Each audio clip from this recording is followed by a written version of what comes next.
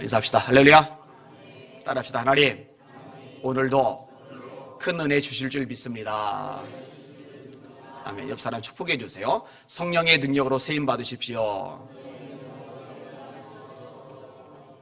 아멘.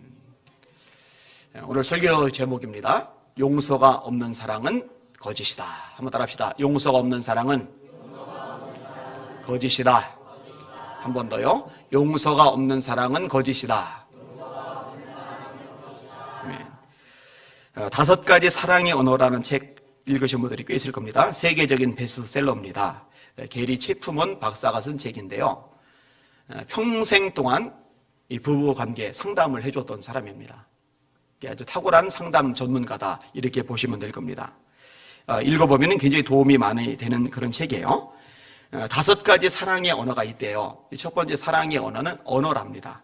인정하는 말이죠. 마크 트웨인 얘기가 나오는데요. 왕자와 거지라는 유명한 소설을 쓴 어떤 세계적인 소설가입니다. 이분이 그런 말을 했어요. 나는 한 번 칭찬을 받으면 2달간은 잘 지낼 수 있다. 그러면은 1년에 6번 제대로 칭찬을 받으면 12달은 잘 지낼 수가 있는 거죠. 남자들 대다수가 그럴 거예요. 아니, 여자들도 역시 마찬가지일 거고, 아이들도 마찬가지일 거고요. 사랑을 표현하는 중요한 방법 중에 하나가 바로 이처럼 격려하는 말입니다. 칭찬하는 말, 감사를 표현하는 말, 사랑합니다 라고 해주는 말. 칭찬은 고래도 춤추게 한다. 오죽하면 이런 책이 나오겠어요? 성경도 말씀합니다. 사랑과 선행을 격려하며. 사랑과 선행을 격려하며. 어때요? 여러분, 남전도에 대해서, 여전도에 대해서 서로 칭찬하는 분위기입니까? 아니면 디스하는 분위기입니까? 어때요? 디스라고 하죠. 이게 긁어내리는 거, 깎아내리는 거.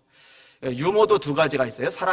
상대방을 세워주면서, 이렇게 높여주면서 막 웃는 유머가 있고요. 상대방을 이렇게 좀 놀리키면서 이렇게 웃는 유머가 있고요.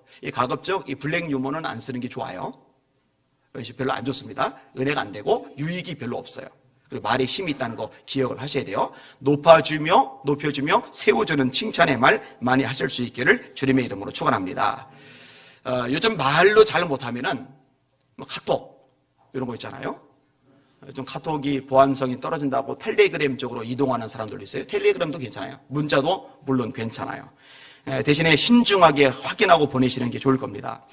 60대 여자 집사님이요, 스마트폰을 사가지고 첫 문자를 남편에게 보내려고 마음을 먹었답니다. 그래서 딸한테 스마트폰으로 문자 보내는 법을 배웠대요. 이 기존 폴더폰을 쓰다가 스마트폰을 쓰면은요, 이게 굉장히 어색하고 불편합니다.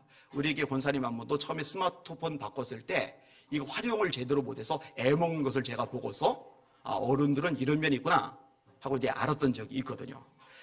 근데 이렇게 남편에게 문자 보내려는데 목사님이 어떻게 아셨는지 이렇게 문자를 먼저 보내셨어요. 스마트폰 구입을 축하합니다. 사랑합니다. 힘내세요. 주말 잘 보내세요.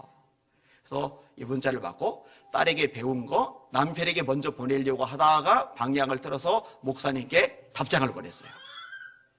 근데 목사님이 이제 문자를 보고 깜짝 놀랐다는 말입니다. 목사, 니도 주말 잘 보내세요. 목사님 님인데 이 미음자 빠뜨린 겁니다. 이럴 때 많아요, 사실은요.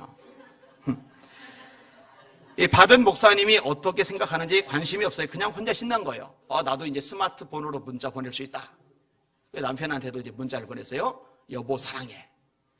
남편한테 이런 표현을 하라고 목사님에게 설교를 들었고 순종을 한 거예요. 근데 남편이 전화를 한 거예요. 여보, 문자가 이게 뭐야? 봤더니 여보 사망해 이렇게 한 거죠. 잘 보내셔야 돼요. 자, 옆 사람 보고 웃으면서 얘기합시다. 당신을 사랑합니다. 성도님 참 멋지십니다. 한 번 더. 이제 이런 말을 통해서 사랑을 확인을 하는 거예요. 이게 첫 번째 사랑의 언어입니다. 게리 체프먼 박사가 말한 2번째 사랑의 언어는요, 함께하는 시간입니다. 근데 이분이 이걸 묘사하면서 함께하는 시간이라는 거는요, 그냥 자리만 같이 가고 있는 게 아니라는 거, 요거를 지적을 해요. 집중을 해야 된다는 거예요, 상대방에게. 집중을. 관심과 마음이 가 있어야 된다는 거죠. 사실 여러분들이 지금 예배를 드리러 여기 나와 있잖아요. 그런데 여러분들이 몸이 여기에 와 있는데 마음이 지금 밖에 나가 있다면 하나님은 그 예배를 기뻐하지 않으시죠. 그렇죠? 이 몸만큼 중요한 것은 마음으로 함께하는 거죠. 그래서 하나님을 사랑하라고 할 때도 너는 마음을 다하고 성품을 다하고 뜻을 다하고 힘을 다하여 주 너의 하나님을 사랑하라. 제일 처음에 나오는 표현이 마음을 다하고라고 해요. 마음을 다하고. 자, 모처럼 아내하고 아니면 남편하고 같이 시간을 보내고 있는데 마음은 지금 회사에 가 있어요. 사업에 가 있어요. 지금 빚 문제 해결하는 데 가 있어요. 지금 누군가 열받은 거 막 거기에 생각이 다 가 있어요. 그러면은 상대방은 나를 사랑하고 있구나 하고 느낄 수가 없는 거죠. 이 책에 보면은요, 애들하고 놀아주는 시간에 대해서도 얘기를 합니다. 막 놀아줘요. 같이 있어줘요. 놀이공원을 가요. 그러면은 마음도 그 놀이공원에, 마음도 그 놀이 속에 같이 가 있어야 된다고 그렇게 이야기를 해줘요. 굉장히 중요한 요소인 거죠. 그 다음에 세 번째 사랑의 언어는 선물이랍니다. 선물. 마음속에 생각만 품지 말고 선물로 그 사랑을 표현함으로 상대방의 사랑을 느낄 수 있다라고 이야기를 끄집어내는 겁니다. 진짜로요, 선물을 받을 때 마음을 느낄 수가 있어요. 여러분 서로 선물을 잘 해줬으면 좋겠어요. 사실 저도 잘 못하는 부분 중에 하나입니다만 좀 노력을 기울일 필요가 있죠. 이번에 대전 성지 장로교회 붕회를 갔는데요, 교회에서 꽃다발을 선물해 주더라고요. 저는 집회를 인도하고 꽃다발을 선물로 받아본 적이 이번이 처음이에요. 근데 그거 괜찮더라고요. 그래서 그 꽃다발을 아내에게 선물로 줬습니다. 마음으로 사랑하면 되지 뭐 굳이 선물을 할 필요가 있어. 근데 그렇지 않아요. 이 선물이 사랑의 언어가 돼요. 그 다음에 네 번째 사랑의 언어는요, 봉사입니다. 어떤 사람은요, 누군가가 나를 위해서 수고하고 땀 흘리고 봉사하는 것을 보면서 아, 내가 사랑받고 있구나 이렇게 느끼는 거죠. 도와줌으로 말미암아서 사랑을 확인하는 거죠. 이런 일들은 생각하고 계획을 세우고 시간을 내고 노력과 정력이 필요로 된다고 그렇게 이야기를 하고 있더라고요. 갈라디아서 5장 13절에 보니까 한번 따라합시다. 오직 사랑으로 서로 종로로 달아. 그죠? 집안 청소를 해준다든지 설거지를 도와준다든지 아니면 요리를 만들어준다든지. 저는 요리를 잘 만드는 남자들을 보면 좀 부러워요. 제가 지난번에 설교 갔던 그 서광계 이상대 목사님, 지금 미래목회 포럼 대표회장이 되셨던데 요 분이 생각보다 요리를 잘하세요. 그 제천 쪽에 그 전원주택을 하나 가지고 계세요. 대출 받아서 어렵게 지으셨어요. 근데 이제 가끔 거기 가 계시는데 놀러 오라고 하도 그러셔서 한번 갔더니 당신 직접 요리를 이렇게 만들어서 주시는 거예요. 그렇게 요리를 만들어서 아내에게 주면은 참 괜찮겠다 생각이 들어요. 저는 좀 어려울 것 같아요. 좀 이런 부분 자신이 없어요. 예전에 한번 얘기했잖아요. 제가 주방에서 뭔가 만들어 먹으려고 하는데 행주를 그 가스레인지 옆에다가 놓고서 뭘 끓이다가 행주에 불이 붙어가지고는 놀랬다고. 그래서 놀래 생주 확 이렇게 했더니 이게 떨어져서 장판에 불이 붙었다고 그랬잖아요. 그 다음부터 이제 아내가 주방에 얼씬하지 말라고 그래서 아내 말에 제가 순종해서 얼씬을 안 하고 있는 중입니다. 제 잘못이 아니고 아내 말에 잘 따라주는 거예요. 다섯 번째 사랑의 언어는요, 육체적인 접촉입니다. 일종의 이제 스킨십을 말하는 거죠. 많은 아동 발달 과정 연구 보고서에 따르면요, 이 육체적인 접촉을 하지 않고 자란 아이들보다 수시로 이렇게 쓰다듬어주고 안아주고 토닥여주고 이런 것들을 경험한 아이들이 정서적으로 훨씬 건강하고 훨씬 잘 성장을 해간다는 거죠. 부부간에도 굉장히 중요해요. 성경에도 이런 부분을 분명히 말씀합니다. 이러므로 남자가 부모를 떠나 여자와 연합하여 둘이 한 몸을 이룰지로다. 성경은 각방 쓰는 것을 절대로 지지해 주지 않습니다. 그건 바람직하지 않아요. 부부 사이에 아주 좋지 않은 방식이에요. 기도할 틈을 얻기 위해서 잠시 동안 떨어져 있는 것은 괜찮지만 그 외에는 같이 있기를. 왜냐면요, 살과 살이, 이 피부가 이게 마주치는 이 과정을 통해서 사랑을 확인을 하거든요. 이건 굉장히 중요한 요소가 되는 겁니다. 그런데요, 이 책에서 강조하고 있는 내용 중에 하나가 이겁니다. 사람마다 내가 사랑을 받고 있다고 느낄 때 그 주도적인 영역이 있다는 거예요. 어떤 사람은 함께 있는 시간을 가장 중요하게 생각하는 성향을 가지고 있는데, 자, 남편이 돈을 많이 벌어요. 선물을 막 수시로 해줘요.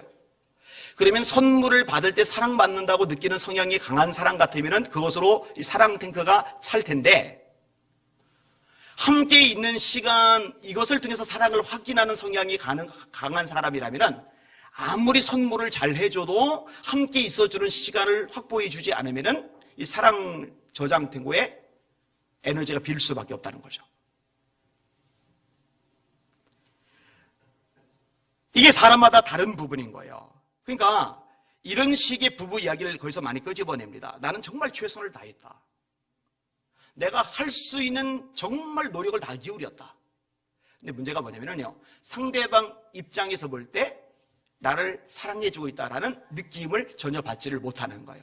그래서 이 게리 체프만 박사가요, 이 부부를 상담해주면서 이게 20년 이상 상담하면서 사람마다의 성향이 다르다는 것을 캐치해냈고, 그리고 사람들과 상담을 하면서 이 사람에게 필요한 것이 뭔지 알고 상대방에게 이것을 채워주라고, 또 이 사람에게는 저것을 채워주라고, 그리고 그것이 채워지기 시작하면서 깨지기 직전의 관계가 회복된 경우들이 굉장히 많이 보고가 되었더라고요. 아직 읽어보지 않은 분들 사서 읽어보면 굉장히 도움이 될 겁니다. 읽어보신 분들은 좀 습득할 때까지, 저도 몇 차례 반복해서 읽었거든요. 저도 서툴기 때문에. 읽어본 도움이 꽤 많이 되실 겁니다. 자, 책 얘기를 좀 끄집어내고요. 이제 사랑에 대한 성경의 가르침을 조금 더 얘기를 해볼게요. 여러분, 성경은요, 사랑을 최고의 가치로 두고 있죠. 이렇게 말씀을 합니다. 내가 사람의 방언과 천사의 말을 할지라도 사랑이 없으면 소리나는 구리와 울리는 꽹과리가 되고, 내가 예언하는 능이 있어 모든 비밀을 알고 또 산을 옮길 만한 모든 믿음이 있을지라도 사랑이 없으면 내가 아무것도 아니며, 내가 내게는 모든 것으로 구제하고 또 내 몸을 불사르게 내어줄지라도 사랑이 없으면 내게 아무 유익이 없느니라. 여기 보면은요, 우리들이 부러워하는 요소들이 굉장히 많이 나옵니다. 천사의 말, 얼마나 언변이 좋은 거예요. 이 말을 잘하는 사람들 부럽잖아요. 언변 뛰어난 사람들 부럽잖아요. 그죠? 그런데 이거 아무것도 아니라는 거죠. 그 다음에 모든 비밀을 알 만큼 대단한 예언의 은사를 가진 사람. 여러분, 예언의 은사 가진 사람 부럽지 않아요? 고린도전서 14장에 보면은 예언하기를 기도하라고 돼 있잖아요. 여러분, 하나님께서 여러분에게 주시거든요. 은사도 달라고 자꾸 기도를 하셔요. 자꾸 구하세요. 방언을 할 줄 아는 사람은 방언 통역하기를 기도하라고. 왜냐면 방언으로, 우리나라 말이 아니라 천국의 언어로 이렇게 말을 하는데, 문제는 방언으로 기도를 하면서 이게 무슨 말인지 못 알아들어요. 그러다 보니까 고린도서 14장의 표현대로면 영은 열매를 맺는데 마음은 열매를 맺지 못한다, 이런 표현이 나와요. 그런데 이 방언의 은사에 의해서 통역의 은사를 받으면 방언이 통역이 되기 때문에 마음도 같이 열매를 맺게 되는 거잖아요. 그런데 모든 비밀을 알 만큼의 예언의 은사다, 굉장한 거잖아요. 그 다음에 여러분, 믿음 정말 귀하죠. 금보다 귀하다고 성경은 말씀하고 있잖아요. 어느 정도의 믿음이냐? 산을 옮길 만한 믿음이래요. 대단하죠.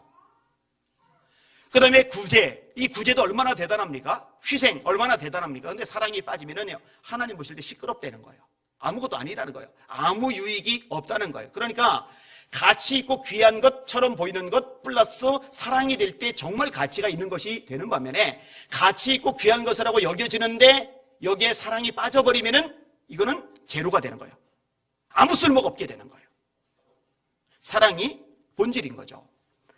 자, 이 사랑에 대해서 어떻게 묘사를 합니까? 제가 그냥 읽어드릴게요. 사랑은 오래 참고, 사랑은 온유하며, 시기하지 아니하며, 사랑은 자랑하지 아니하며, 교만하지 아니하며, 무례히 행치 아니하며, 자기의 유익을 구하지 아니하며, 성내지 아니하며, 악한 것을 생각하지 아니하며, 불의를 기뻐하지 아니하며, 진리와 함께 기뻐하고, 모든 것을 참으며, 모든 것을 믿으며, 모든 것을 바라며, 모든 것을 견디느니라.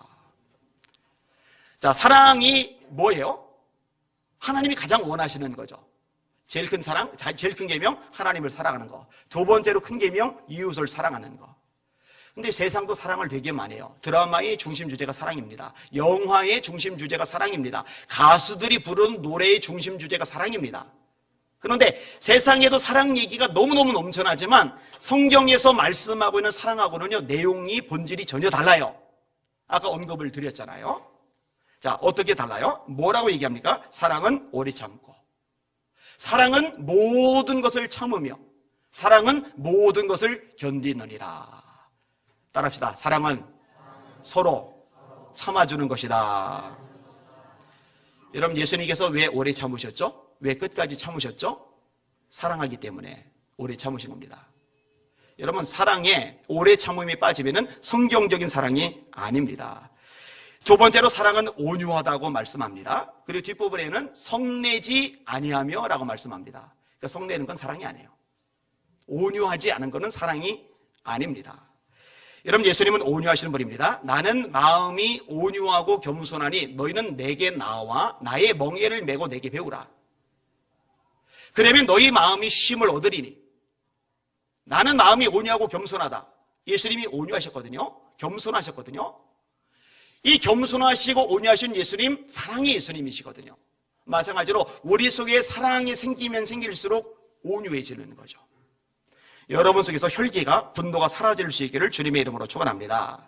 야고보서에 이렇게 말씀합니다. 내 형제들아, 너희가 알거니와 사람마다 듣기는 속히 하고 말하기는 더디하며 성내기도 더디하라. 사람의 성내는 것이 하나님의 의를 이루지 못함이니라.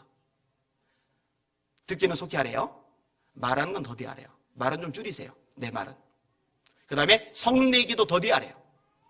사람의 성을 내는 것이 하나님의 의를 이루지 못한다. 이게 성경이 아주 명백하게 말씀하고 있습니다. 여러분, 사랑과 집착은 다릅니다.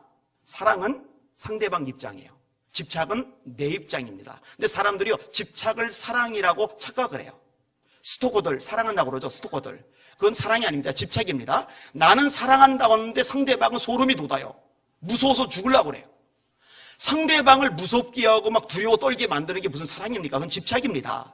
여러분 잘 들으셔야 돼요. 사랑은 상대방 입장이기 때문에 놔주는데, 집착은 내 입장이기 때문에 움켜쥐기 때문에 내 뜻대로 되지 않을 때 분노합니다.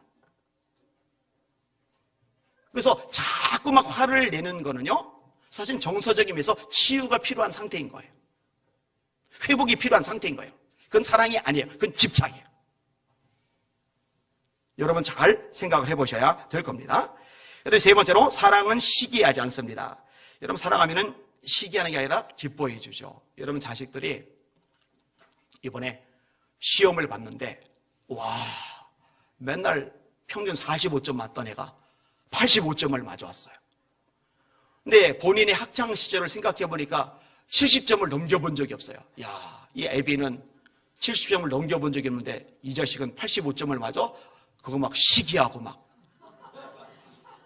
기분 나쁘고 막. 그거 아니죠? 기뻐요, 기뻐. 너무너무 기뻐요. 시기를 한다는 거는요, 이게 경쟁 대상인 거예요. 시기를 한다는 거는요, 그 속에 사랑이 없다는 거예요.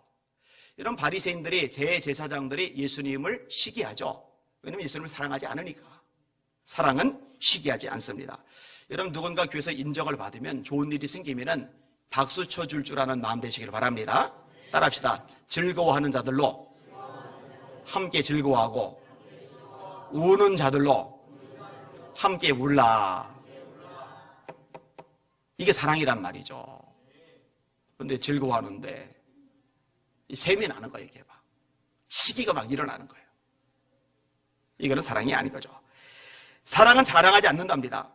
자랑은 다른 사람에게 상처를 줄 수 있기 때문이죠. 지금 누군가 부도가 났어요. 막 빚 때문에 막 채권자들 때문에 막 속이 막 타들어가요. 그런데 자기 남편 지금 사업 성공해서 대박 터뜨려서 막 돈이 막 산더미처럼 굴러 들어온다고 자랑을 하면은 그 상처난 부에다가 소금 껴안고 막 문지르는 거죠, 그게. 그건 사랑이 아닙니다. 옆집 애들 이번에 대학 시험 봤는데 떨어졌어요. 그것 때문에 엄마가 막 가슴앓이를 하고 있는데 어떻게 속상해서 우리는 스카이 들어갔는데, 이러면 이거는 사랑이 아니죠.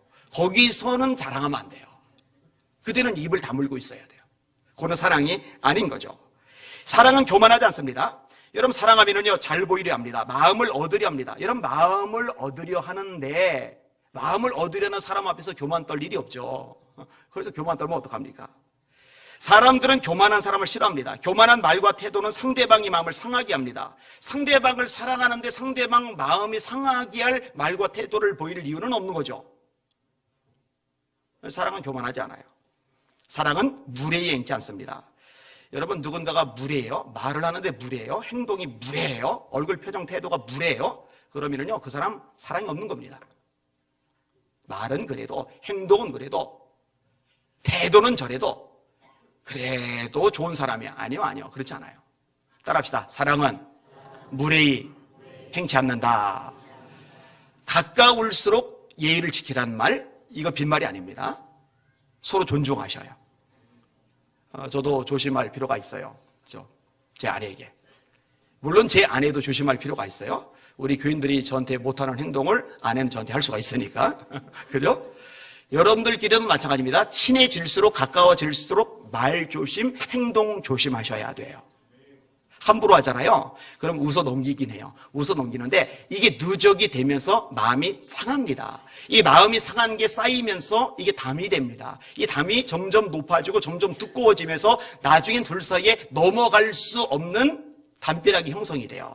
여러분, 가만히 보세요. 이전에 가깝게 지냈는데, 분명히 친하게 지냈는데 어느 순간인가부터 거리를 두고 연락도 안 받고 나와 거리를 자꾸만 떨어지려고 하는 사람들 이유가 있어요.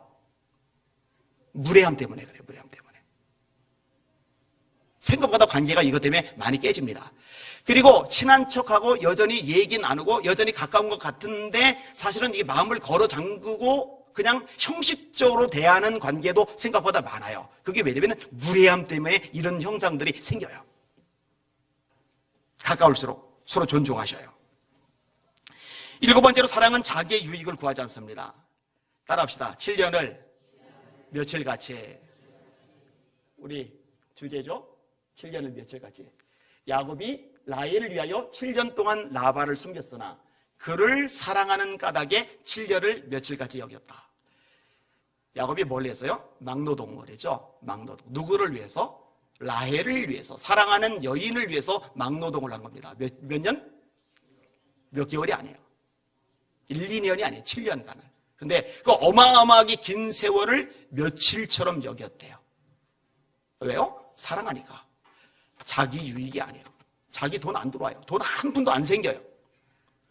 내가 7년간 죽으라고 일하면 막 떼돈 벌지. 그래서 일하면 자기 유익인데 돈이 한 푼도 안 들어와요. 한 여인을 위해서 7년간 막노동을 한 거예요. 사랑은 상대방의 유익을 구하는 거거든요. 여러분, 교회를 사랑하잖아요. 그러면 사랑의 수고를 하게 됩니다. 여러분, 왜 교회에서 봉사를 안 하는 줄 아세요? 왜 수고를 안 하는지 아세요? 왜 오전 예배만 딸랑 드리고 다 이렇게 빠져나가는지 아세요? 힘들거든요. 피곤하거든요. 번거롭거든요. 6일 동안 세상에서도 시달리고 막 힘들고 스트레스 받고 막 짐이 무거워 죽겠는데 그래도 주일만이라도 그냥 오전 예배 드리고 가서 그냥 쉬고 내 세상, 내 시간, 내 여유 막 갖고 싶거든요. 그런데요, 사랑하면은요, 수고가 나와요. 그래서 데살로니가서 1장에 보면은 사랑의 수고, 소망의 인내, 믿음의 역사 이렇게 나오는 거예요. 믿음에는 역사가 나타나고 소망에는 인내가 나타나고 사랑에는 수고가 나타날 수밖에 없다는 거죠. 그러니까 역사가 일어나는 걸 보니까 믿음이 있구나. 인내하는 것을 보니까 저 사람 소망이 있구나. 수고하는 것을 보니까 저 사람 정말 사랑하는구나. 교회를 위해서 수고하는 사람들을 보면은 정말 교회를 사랑하는구나. 맞는 거죠. 여러분 속에 그런 수고가 없으시다면은요, 여러분 기도하셔야 돼요. 회개도 하셔야 돼요. 그리고 하나님의 도우심도 구하셔야 돼요. 하나님, 제가 교회를 정말로 사랑하게 하여 주시옵소서. 왜 교회를 사랑해야 되는지 아세요? 교회는 예수님의 몸입니다. 교회를 사랑해서 수고할 때 그게 예수님을 사랑하는 거예요. 할렐루야. 교회 사랑하실 수 있기를 주의 이름으로 축원합니다. 서로 간에도 마찬가지예요. 악한 것을 생각지 않는다라고 8번째 말합니다. 로마서 13장 10절입니다. 사랑은 이웃에게 악을 행하지 아니하라니 그러므로 사랑은 율법의 완성이니라.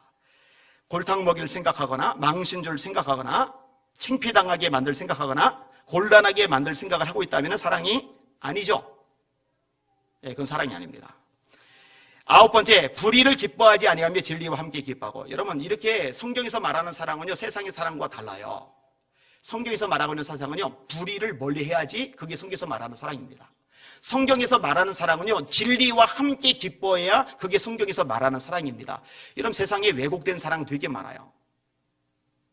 자식을 사랑해요. 그런데 내가 불의로 다른 사람 피해를 끼쳐서 돈을 벌고 그 돈으로 자식이 성공할 수 있도록 투자를 해줘요. 그러면서 자식을 사랑한다고 생각을 해요. 세상에서는 그게 사랑이라고 통할지 몰라요. 그런데 성경은 그걸 사랑이라고 말하잖아요. 왜냐하면 사랑은 불의를 기뻐하지 않으니까. 사랑은 진리와 함께 기뻐하니까. 다시 말해, 성경에서 말씀하고 있는 사랑은요, 이 사랑에 진리가 섞여 있어야 해요. 예수님에 대해서 묘사할 때 은혜와 진리가 충만하다고 하죠. 하나님에 대해서 말씀할 때 공의와 사랑이 하나님이라고 그러죠. 이 두 가지가 같이 갑니다. 사랑을 강조하다 보면 공의가 무너지고, 공의를 집중하다 보면 사랑이 놓쳐져요. 은혜를 강조하다 보면 진리가 희미해지고, 진리에 집중하다 보면 은혜가 희석이 돼요. 이게 사람들이 보일 수 있는 특징인데, 하나님은, 예수 그리스도는 이 두 가지가 다 충만하단 말이에요. 그리고 성경에서 말씀하고 있는 사랑은요, 이 두 가지가 결합된 사랑인 거예요. 놓치지 마시기를 주님의 이름으로 축원합니다. 여러분, 치맛바람 일으켜서 자녀들이 잘 되게 도와준다. 그러면은 그렇지 않은 아이들은 그걸 보면서 상처를 입을 거예요. 그건 진리가 아니죠. 그건 불이죠. 그러니까 성경에서 말씀하고 있는 사랑은요, 세상에서 말하고 있는 사랑과 달라요. 타이타닉이라는 영화 보셨어요? 근사한 사랑. 레오나르도 디카프리오와 아름다운 여성이 로맨스를 펼치잖아요. 제가 전에 얘기를 했잖아요. 그 영화 보고 저는 비디오로 봤지만 끄트머리에서 울었다니까요, 제가.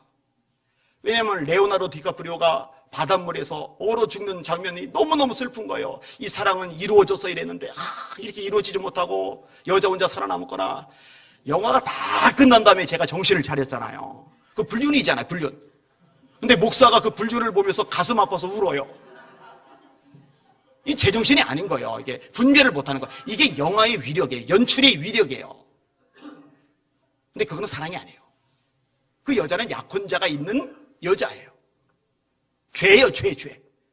죄인데 사랑으로 묘사가 된 거죠. 세기적인 사랑, 신분을 뛰어넘는 사랑, 금기를 뛰어넘는 사랑. 그건 죄악이에요, 죄악. 성경에서 사랑이라고 할 때는요, 진리와 함께하는 사랑, 진리와 함께 기뻐하는 사랑이라는 거 놓쳐서는 안 됩니다. 이 사랑은 모든 것을 믿으며 모든 것을 바란다고 말씀해주고 있어요.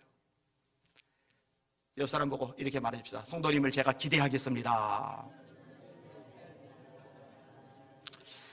여러분, 교회가요, 어떤 교회가 좋은 교회냐면요, 지질이 궁상맞은 인생들, 저까지 것도 신앙이라고 다 틀려먹었어. 자기 혼자 의인이고 나머지 죄다 죄인 만드는 사람들이 가득한 교회는 틀렸어요. 서로가 서로를 보면서 약점보다는 장점, 실수보다는 칭찬할 거리, 이것이 눈에 들어오고 서로 격려해주고 서로 기대해주고 서로 믿어주는 이런 풍토가 될 때 그게 좋은 교회라는 거 깨달으시길 바랍니다. 그러니까 여러분 눈이 어떤 눈인지 보셔야 돼요. 제가 이 얘기는 굉장히 많이 강조했어요. 여러분 눈에요, 못마땅해 보이는 사람들이 많이 보이잖아요. 그럼 그 사람들이 문제가 아니라 여러분 눈이 문제예요.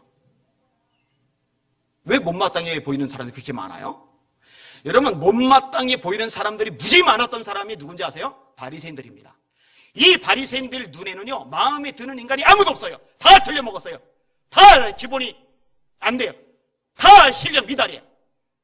왜 막 손가락질 뚱해요. 예수님은 정작 완전하신, 완벽하신, 흠이 없으신 예수님은요, 왜 그 모양이야, 이런 거 아니에요. 무리를 보시고 불쌍히 여기시니 이는 목자 없는 양과 같이 유리하며 고생함을 보셨습니다. 여러분, 베드로 보고, 원래 이름은 시몬이에요. 너 이제부터 베드로라, 너 반석이라. 여러분, 무슨 시몬이 반석입니까? 그런데 가능성을 보는 거죠. 바라보는 거죠. 기대해 주는 거죠. 사랑하는 성도 여러분, 여러분의 담임 목사인 저를 보면서 기대를 많이 해주시길 바랍니다. 성도들끼리 서로를 보시면서 서로 기대를 많이 해주실 수 있길 주님의 이름으로 축원합니다. 이 교회를 보면서 기대하는 거예요. 모든 것을 믿으며 모든 것을 바라며. 그게 사랑이라고 말씀하는 거죠. 자녀를 믿어주는 부모들 되시기를 주님의 이름으로 축원합니다. 이거 굉장히 중요합니다. 여러분, 이 부모가 날 믿어준다고 하잖아요. 정말 믿어준다고 하잖아요. 그러면은 자기가 문제 있고 실수하고 허물 있고 속썩이고 빤히 알지만 그래도 나를 믿어주는 그 부모의 기대에 부응하려고 발버둥 치는 힘이 생겨요, 속에서.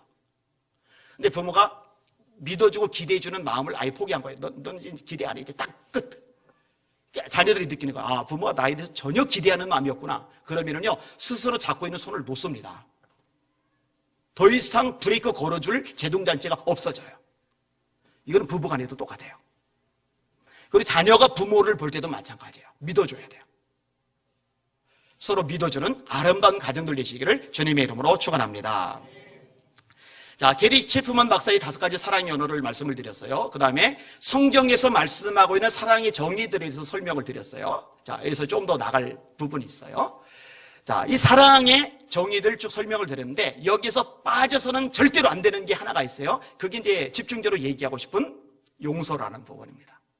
용서가 빠지면은 사랑이 아니에요. 자, 사랑은 오래 참고, 사랑은 모든 것을 참으며, 사랑은 모든 것을 견딘다. 그러니까 사랑에 대한 정의 중에 가장 많은 항목, 자그마치 3개나 언급되는 항목이 참아주는 건데, 질문? 도대체 용서할 수가 없어요. 용서가 안 돼요. 그럼 참아집니까? 안 참아집니까? 못 참아요. 용서가 돼야 참아주는 게 가능합니다. 옆 사람 보고 오늘 많이 시키죠? 제가 당신을 용서하겠습니다.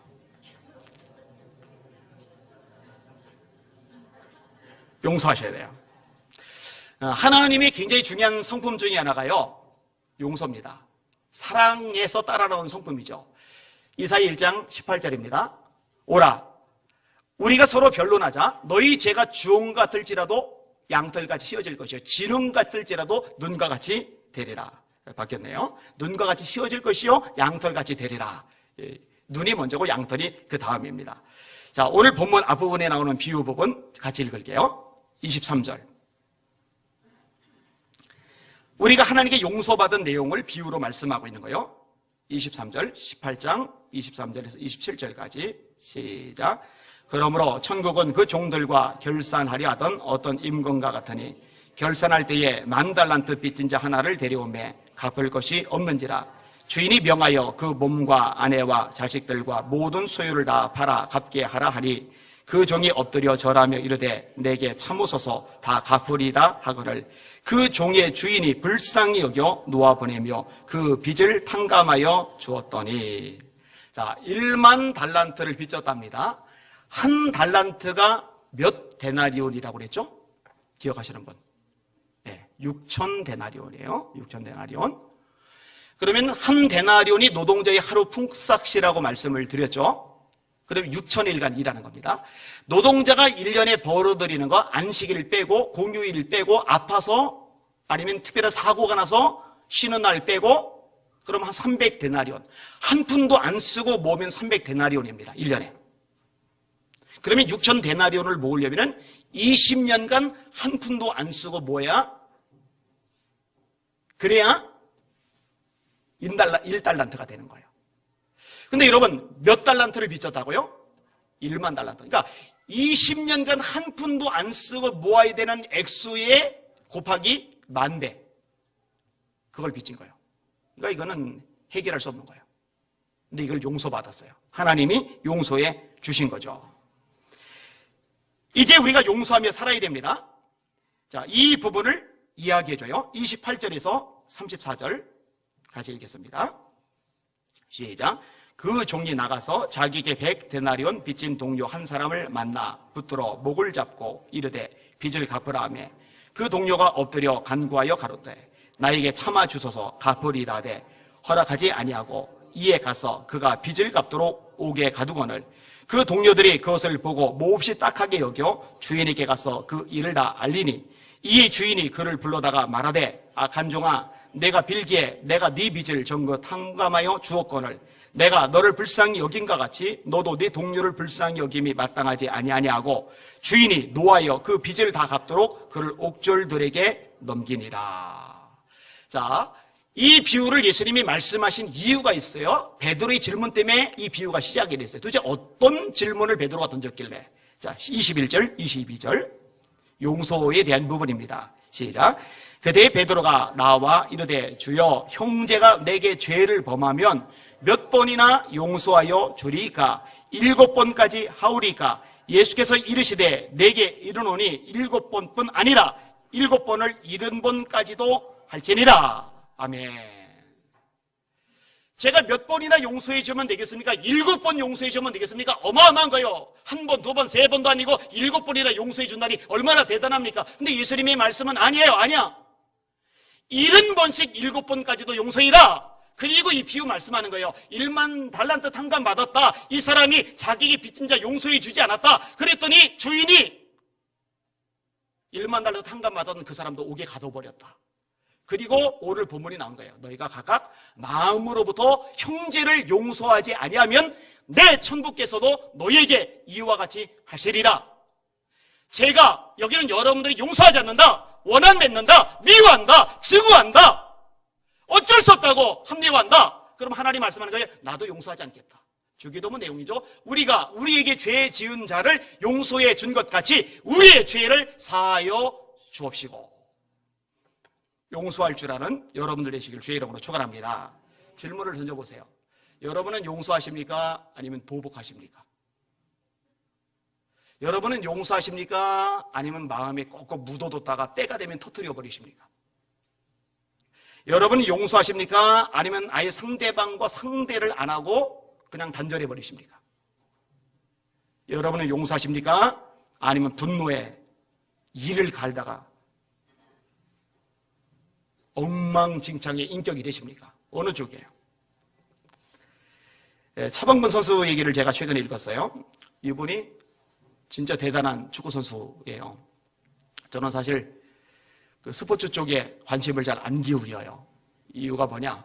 여기에 관심을 빼앗기면은 저는 중독 성향을 가진 사람이기 때문에 넋을 놔요. 제가 얘기했잖아요. 바둑 손댔다가 학교, 대학 다닐 때 바둑 두느라고 밤새고 다음날 학교 빠지고. 바둑 손 안 된다니까요. 게임, 드래곤 나이트라고 CD 게임 하나 샀다가 그 왕까지 깨느라고 일주일을 다 밤을 샜어요, 제가. 그 다음부터 게임 손 안 돼요. 스포츠도 마찬가지예요. 대신에 성경 기도는 중독돼도 괜찮잖아요. 이게 같이 있는 것만 이제 집중을 하려고 그래요. 그런데 궁금한 거요. 차범근 하도 얘기가 들리니까. 근데 자료 같은 거 찾아서 쭉 읽어보다 보니까 진짜 말 그대로 전설이더라고요. 독일에서는 차범근 하면 지금도 통하더라고요. 지금 세계 최고의 기라성 같은 감독들, 우리나라 웬만한 선수들, 그런 사람들 만나려면요, 진짜 대통령 만나기보다 힘들 정도인데, 차범근 선수는 전화 한 통하면 다 마주 나오고, 찾아오고, 그럴 정도의 지명도를 가지고 있더라고요. 박지성, 안정환, 이런저런 얘기 나오는데, 차범근 선수를 능가한 사람이 아직 없어요. 근데 이분이 독일 프로축구팀에 뛸 때 얘기입니다. 열심히 시합하다가 상대방이 고의적인 반칙을 해서 허리 요추가 부서지는 큰 부상을 입었습니다. 수술을 받았어요. 1년 동안이나 선수 생활을 못했답니다. 그리고 그때는 계약 체기 때문에 선수로 못 뛸 때는 연봉도 안 나온대요. 그러니까 1년간 선수로 못 뛰고 게다가 1년 연봉 안 나오고 거기에다가 의사가 말하기를 앞으로 평생 축구를 못할 수도 있습니다. 너무 심각한 부상이라. 그러니까는 같은 팀 선수들이요 다 준비를 해온 거예요. 이거 손해배상 청구해라. 이건 고의적인 반칙이다. 이미 판정도 그렇게 났다. 그럼 상대방 선수는 막대하게 연봉을 받으니까 상당 부분 받아낼 수가 있잖아요. 그때 차범근 선수가 이렇게 대답을 했답니다. 저는 그리스도인입니다. 가해자가 나를 피해 주었다고 해서 예수 믿는 내가 그를 고소할 수는 없습니다. 이 말이 독일 텔레비전 방송에 방영이 되면서 차범근 선수 붐이 더 일어난 거예요. 꽃다발을 든 독일 사람들의 병문안 행렬이요 끝없이 이어졌답니다. 멋이죠? 하나님이 제기를 완벽하게 시켜주셔서 그래서 차붐을 일으켰잖아요. 할렐루야. 멋있는 그리스도인이다라고 생각이 들어요. 여러분 남아프리카 공화국 굉장히 고통이 많던 나라죠. 백인들 소수임에도 불구하고 흑인들 다수를 찍어 누르던 나라. 이때 굉장히 악한 일들이 많이 발생을 했어요. 이때 처절하게 고통을 당했던 인물이 만델라입니다. 나중에 흑인으로서 초대 흑인 첫 번째 대통령이 되죠. 이분이 돌아갔을 때 오바마 대통령 포함해서 세계적인 각계 인사들이 다 몰렸죠. 아마 오바마 대통령이 죽어도 그렇게 안 몰릴 겁니다. 그만큼 세계적인 인물이 만델라 대통령입니다. 제가 전기를 읽었고 우리 애들도 읽겠어요. 이런 거 읽어보세요. 정말 감동이 많이 돼요. 이분이 정치범 D급 죄수였어요. 27년간 감옥살이를 했어요. 죄 없이 27년간. 이가 갈릴만 하잖아요. 근데 그러질 않더라고요. 면회는 6개월에 한 번 주어집니다. 1년에 2번 면회를 할 수가 있어요. 편지도 그 6개월에 한 통밖에 허용이 안 됩니다. 독방에 갇힌 지 4년째 어머니가 돌아가셨어요. 장례식 못 갑니다. 장례식도 못 가게 해요. 백인 당국에서. 그 다음에 큰아들이 교통사고로 죽습니다. 역시 아들 사망 이후에 장례식 참여를 못합니다. 아내와 딸들이 영문도 모른 채 강제로 집에서 쫓겨납니다. 둘째 딸은 우울증에 시달립니다. 14년 동안이나 못 봤던 딸을 14년간 못 봤어요. 14년 만에 찾아와서, 자식을 낳고 찾아와서, 아버지 그때 편지로 말씀드린 제 딸의 이름을 정하셨나요? 그때 고개를 끄덕이며 자기는 쪽지를 줬대요. 딸이 그 쪽지를 읽으면서 눈물을 뚝뚝 흘렸다는 일화가 유명합니다. 자식의 이름을 뭘로 줬는지 아세요? 희망으로 이름을 지은 거예요. 남아프리카 공화국 대통령이 됐어요. 권세는 다 가졌어요, 이제. 아내 죽었을 때 장례식 못 가게 하고, 아들 죽었을 때 장례식 못 가게 하고, 27년간이나 죄 없이 감옥살이 하게 하고, 그런 걸 싹 다 잡아서 감옥에 집어넣고 보복할 수 있는데, 그렇게 하면은 남아프리카 공화국이 내전에 휩싸일 상황이죠. 진실과 화해위원회를 만들어요. 복수의 악순환을 끊고자 결단을 합니다. 규칙은 간단합니다. 백인 경찰들, 백인 군인들, 이들이 사람들 많이 죽였거든요. 많이 고문했거든요. 인간 이하의 대우를 했거든요. 이런 사람들이 주로 악한, 정말 끔찍한 죄들을 많이 저질렀는데 그들을 향해서도 이렇게 공포한 거예요. 너희들이 공개적으로 내가 이런 죄를 지었다고 고백하고 용서를 구하면 그것으로 끝내주겠다. 형벌 주지 않겠다. 대단하죠. 그래서 남아공이 지금 멀쩡한 상태로 유지되고 있다고 역사학자들이 이야기하고 세계 정치학자들이 이야기하고 있을 정도입니다. 어느 날 청문회 자리에서 반드 브렉이라는 경찰관이 자기의 죄를 털어놓습니다. 들어봐요. 얼마나 끔찍한지. 이놈의 인간이 글쎄 다른 경찰들과 함께 18살짜리 흑인 소년을 총으로 쐈어요. 그리고 그걸 은폐하려고 불로 바베큐를 만들었어요. 그냥. 태워 죽인 거예요. 태워버린 거예요, 다. 8년 후에 이 반드 브렉 경찰이 다시 그 집으로 가서 소년의 아버지를 체포합니다. 불쌍한 아내, 울부짖는 아내가 보는 눈앞에서 장작더미에 묶어놓고 불을 질렀어요. 태워 죽였어요, 또 아버지를. 아들과 남편을 차례로 다 잃은 거죠. 이제 노부인이 됐죠. 법정에서 말할 기회가 주어집니다. 판사가 묻습니다. 반드 브렉 씨에게 무엇을 원하십니까? 그녀가 요구한 게 2가지입니다. 첫째, 이제라도 남편 장례식을 제대로 치를 수 있게 해주세요. 둘째, 제가 읽어드릴게요. 반드 브렉 씨는 제 가족을 모두 데려갔습니다. 그러나 저에겐 아직도 그에게 줄 수 있는 사랑이 많습니다. 제가 엄마 노릇을 할 수 있도록 한 달에 2번 우리 집에 와서 시간을 보냈으면 합니다. 나는 브렉 씨가 하나님의 용서를 받았다는 것과 나도 그를 용서한다는 사실을 알았으면 합니다. 나는 내가 정말로 용서했다는 것을 반드 브렉 씨가 알 수 있도록 그를 안아주고 싶습니다. 재판장님, 안아주도록 허락해 주십시오. 따라합시다. 이런 사람은 세상이 감당치 못하도다. 여러분, 세상이 교회를 봐요. 성도들을 봐요. 목회자들을 봐요. 뭔가 기대하는 바가 있어요. 세상의 원리가 이렇던 흐름이 어떻든 상관없이 하나님을 믿는다니, 예수님을 통해 구원받았다니, 성경을 최고의 원리로 삼고 살아간다니 뭔가 다른 모습을 보고 싶은 거예요. 그게 뭐겠어요? 사랑이죠. 어떤 사랑이겠어요? 용서를 담은 사랑이죠. 우리가 사는 세상은 무자비한 세상입니다. 사랑이 메말랐습니다. 용서 없어요. 너 나한테 그렇게 했어? 너도 당해봐. 이게 그냥 당연한 세상입니다. 나한테 그렇게 했어? 그래. 그래도 나는 너 용서할게. 나는 너 사랑할게. 이걸 찾아보기 힘들어요. 이것을 보여주는 저와 여러분들 되시기를 주님의 이름으로 축원합니다. 무엇보다 가정에서 이런 사랑과 용서가 회복이 되었으면 좋겠어요. 여러분들의 부모님들을 용서하실 수 있기를 주님의 이름으로 축원합니다. 여러분들의 마음을 섭섭하게 하고 아프게 했던 자녀들을 용서하실 수 있기를 주님의 이름으로 축원합니다.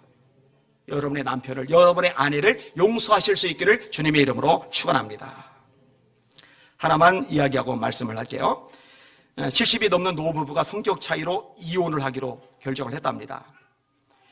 그런데 이 수속을 처리하던 변호사가 마지막으로 식사나 같이 하게 하려고 식당에 갔어요. 주문한 음식은 통닭입니다. 이 남편 할아버지가 마지막으로 할머니에게 자기가 좋아하는 닭 날개 부위를 찢어서 할머니에게 권해요.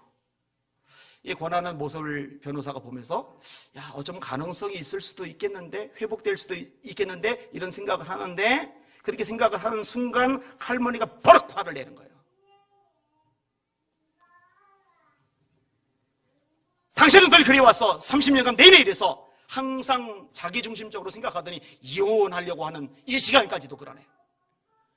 나는 날개를 싫어한단 말이야. 내가 좋아하는 거는 다리란 말이야. 당신은 내가 어떤 부위를 좋아하는지 한 번도 물어본 적이 없어. 당신은 자기중심적이고 이기적인 인간이야. 이 반응을 보고 할아버지가 화가 났어요. 이렇게 말합니다. 날개 부위는 내가 가장 좋아하는 부위야. 난 내가 가장 좋아하는데 당신 때문에, 당신을 위해서 먼저 늘 내줬어. 꾹 참고, 먹고 싶은 거 꾹 참고 당신에게 먼저 줬단 말이야. 근데 어떻게 이럴 수 있어? 이혼하는 날까지. 그래서 둘 다 화가 나서 가버렸답니다. 집에 도착한 남편 할아버지가 자꾸 할머니가 한 말이 생각이 나는 거예요. 가만히 보니까 진짜 나는 한 번도 물어보지 않은 것 같아요. 아까 이야기했잖아요. 초반에 사람마다 원하는 게 있다고. 내가 원하는 대로 해주는 게 아니라 상대방이 원하는 대로 해주는 게 본질이라고. 제가 제일 못하던 부분 중에 하나였던 것이기도 하고요. 이 할아버지도 저 같은 거예요. 저는 좀 변했지만 이 할아버지는 변하지 못한 거죠. 이 할아버지가 그래도 미안한 마음이 들어서 전화를 하는데 전화를 안 받는다는 거예요. 화가 났나 보다. 진짜 화가 나서 안 받았어요. 잠을 잤어요. 아침 일찍 잠이 깬 할머니가 이런 생각을 했어요. 그러고 보니 나도 지난 30년간 남편이 닭 날개를 좋아하는지는 몰랐네. 좋아하는 걸 나한테 준 거네. 찌끄러기를 준 게 아니네. 그래서 이제 미안한 마음이 드는 거예요. 그래서 남편에게 전화를 하는데 이제는 남편 할아버지가 전화를 안 받아요. 그리고 잠시 후에 낯선 전화가 걸려오는데 내용이 간다는 거예요. 할아버지가 돌아가셨다는 거예요. 남편 할아버지 집으로 달려가 버린 남편이 핸드폰 손에 잡은 채 죽어 있는데 문자 메시지 보내려다가 미처 못 보낸 내용이 있는 거예요. 미안해. 그 미안하다는 말을 들었다면, 그리고 용서한다는 말을 한마디만이라도 했다면 얼마나 좋았을까. 이게 실화인지 이야기인지 제가 아직 확인을 못 해봤어요. 근데 읽는데 마음이 참 아픔이 있었어요. 미안하다는 말을 전달할 수 있으면 얼마나 좋았을까. 그리고 용서한다는 말을 해줄 수 있었으면 얼마나 좋았을까. 나는 우리 교회 안에, 여러분 가정 안에 미안해라는 말이 나올 수 있기를 원합니다. 사랑해라는 말이 나올 수 있기를 원합니다. 그리고 용서한다라는 말이 나올 수 있기를 원합니다. 그리고 대신은 여러분의 가정들 되시기를 주님의 이름으로 축원합니다.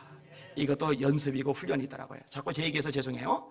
제가요 결혼하고 10년 이상 미안하다는 말을 해본 적이 없어요. 그런데 지금은 미안하다는 말을 해요. 안 해도 해요. 해야 돼요. 그리고 미안하다고 했으면 용서해 줘야 돼요. 오늘 설교 제목 따라합시다.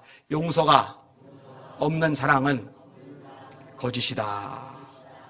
서로 용서하며 사는 저와 여러분들 되시기를 주님의 이름으로 축원합니다.